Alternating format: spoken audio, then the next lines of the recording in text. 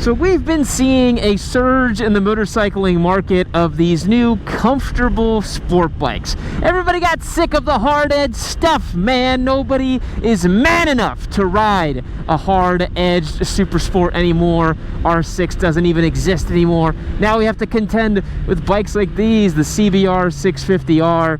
And I think there's pros and cons to motorcycles like this. These kind of bikes that can ostensibly do it all. They're sporty enough to have fun.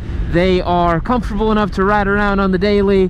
I think these motorcycles can offer a lot, but there's certainly pros and cons. Let's talk about the most obvious con, especially in the CBR 650R, is that you don't have as much power, man. And for a lot of street squits, a lot of sport bike riders, power is the name of the game. You want to be able to zoot up, flash by people, because that's what a sport bike is all about. And while this motorcycle does have an inline 4 that's somewhat willing, making the laziest 94-ish horsepower that I've ever felt on an inline 4, I think you really have to temper your expectations, because this is not a real inline 4 in that it doesn't rev to 15 or 16,000 RPM like an R6. This motorcycle is a little more docile, and so that's definitely the first major con in this type of motorcycle, the comfy super sports, the comfy sport bikes, whatever you want to call them, because this has a 649cc inline 4 that makes, supposed to make good amount of torque and good amount of power, but I don't know, it just really gives up the ghost for a real sport bike. But the thing about real sport bikes, obviously, and the fact that these are much more comfortable, right? And the power is made in a more normal way. Normal 600s, you gotta rev the crap out of them to get the power out, and that's what some people like about them. But for the vast majority of time, you're just not really using the motorcycle in that way. It's kind of hard to keep the motorcycle at 14,000 RPM most of the time you ride, especially first, second, maybe even third gear. That's kind of a tall order to be able to get it up to that kind of RPM. Because what you got to realize is the more specialized a motorcycle gets, the less capable it is to do normal motorcycle stuff. The most extreme example of that would be a MotoGP bike, right? It's a prototype machine designed to go as fast as possible around a given racetrack for about 48 minutes at a time. So everything is built around those parameters, right? It's like, we're gonna make this bike operate as fast as humanly possible in a circuit. So if you were to try to ride a MotoGP bike on the street, you wouldn't make it very far, I don't think. It probably would overheat at a stoplight because it's designed to be in motion. And then on the complete opposite end of the spectrum, you have, I don't know, something like a Suzuki GS 500 or a Goldwing, or just like the most like utilitarian road-going motorcycle. Maybe even something like a Yamaha XT or like a dual sport. You know, just the most utilitarian road-going motorcycle you can possibly think of. And these new not-so-super sport bikes, I think that there are many different flavors that you can get, right? There's stuff like this CBR 650R that is relatively sporty, but if you ride it against a GSX-8R or even an RS660, you might start to see that it's actually not quite as sporty as you would imagine. And then if you were to jump on a CBR 600RR or an R6 or a ZX6, you'd think, oh wow, this really isn't quite as sporty as I imagined. But there's layers to it, right? There's layers to it, and these motorcycles have to compromise to meet the moment. Which truthfully is why I think the parallel twin and triple cylinder bikes in this category are superior, because inline 4s just don't really make a lot of sense on the road. They're fun and they make a cool sound, but of all the inline 4s I've tested, on road, I do tend to prefer the parallel twins, the V-twins, and the triples, because they just have more immediate power. It's not very fun waiting for the power to build on a motorcycle. Particularly on this platform too, the other big con is the added weight and heft. This bike weighs 466 pounds versus a traditional 600 that's going to weigh, you know, anywhere from like 420 to 430 on some of the more porky ends. So this bike is about 30 pounds heavier than a normal super sport, with again about 30 less horsepower. So that's not nothing, you know. One area that these bikes have improved in recent years is their hardware. It used to be that the super sport machines got the really nice stuff. You got the Olin suspension, the radial mount brakes, the really nice master cylinders, you know, the real top shelf, awesome kind of hardware. But these bikes are getting better and better. I think the new RS660, you can get it with Olin's front and rear, which is pretty sweet. That's some high-spec stuff for that kind of motorcycle. This bike has radial-mounted brakes, giant dual disc, 310 mil floating rotors. That's not like bargain basement hardware. For a long time, these like more road-oriented sport bikes, they just didn't give two shits about what was on them. They would put right side up forks and axially mounted brakes, and you know, they just legitimately did not care one way or the other what kind of hardware was on these bikes, because they were like, man, it's a street bike, it doesn't need all that stuff.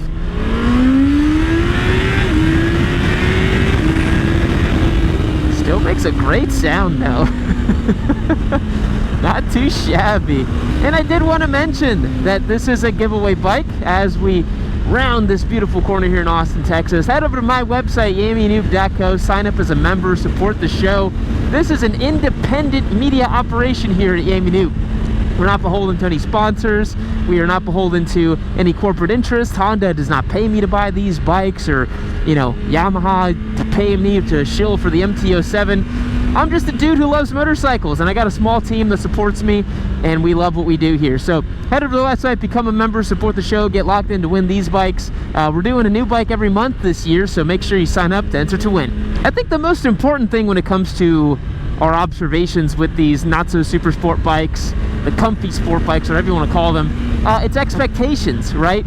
You know, if you're a seasoned motorcyclist like myself, you have track day experience, you love the really fast stuff like I do, you gotta look at the specs of these bikes and understand what they're going for, right? If you jump on this motorcycle expecting a razor sharp track style experience, you're gonna have a bad time. But if you accept the bike for what it is, accept that it's a little heavy, it's a little, you know, hard to steer in, it doesn't really want to lean as much, you know, you'll have a better time with it. And I always try to understand the target audience for these motorcycles. You know, who is the intended buyer for this bike? And as much as it pains me to admit it, the vast majority of people don't go on track with their motorcycles. They don't even ride extremely spiritedly in the twisties. A lot of people just own a bike because they think it's cool and they want to just ride around town. And that's where I think the new not so super sport category succeeds. One of the benefits of this type of machine is the fact that it is flashy looking, flashy sounding, but I'm sitting relatively comfortably on this bike. I'm inside of the bike. My clip-ons are raised a little bit from the triple tree right here.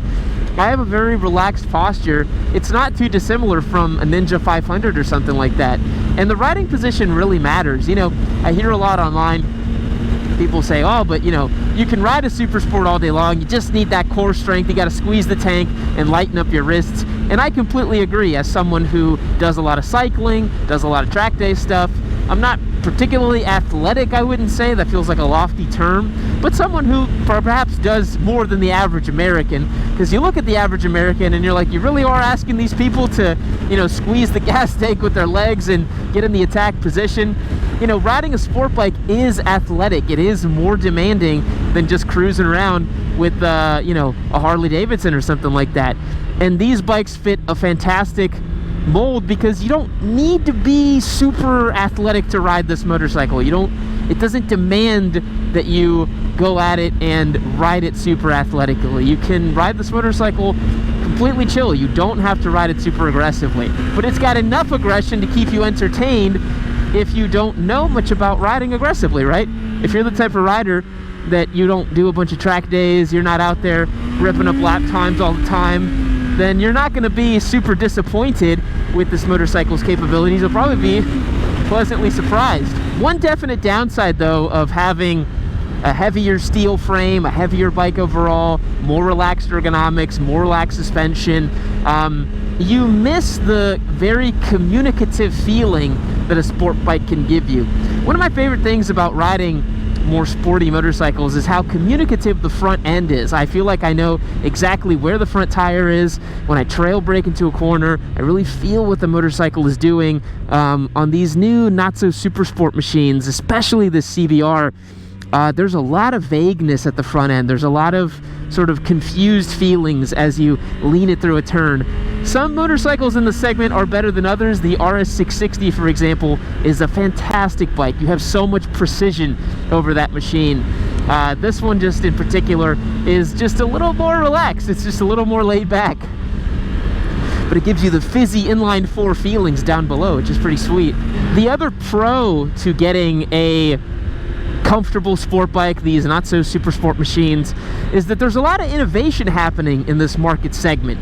One of my gripes with the 600 class is that, you know, for like 10 years, maybe 15 at this point, those bikes are functionally unchanged. You look at an R6 from 2008, and you look at an R6 from 2017. I think that was the last year they made them. No, it was like 2020. I don't remember the last year they made the R6. You know, it used the same frame, used the same engine. It used super basic traction control from, I think it just used like ignition timing, and it didn't even have like a 6-axis IMU or anything. But then you look at, you know, this segment, and you include some of the naked bikes too. Man, there's so much happening in this segment of motorcycling. This bike's got the E-clutch. You look at the Yamaha MT-09. It's got traction control with the 6-axis IMU. It's got cruise control. Like, you know, you look at the new R9, which in our opinion, it's the new generation super sport, but it's the next evolution of what super sports used to be. And these motorcycles really are receiving a lot of updates, a lot of innovation. And if you like riding the latest and greatest stuff, that's really where you're going to want to be. You're going to want to live in this new category. Because I know that I hear so many people, they're like, oh, but the R6 was the greatest bike of all time and you could never beat an R6 and blah, blah, blah. And I'm like, yeah, so why did the R9 just show up in World Supersport and win its debut race? It can't be that bad. It just legitimately can't.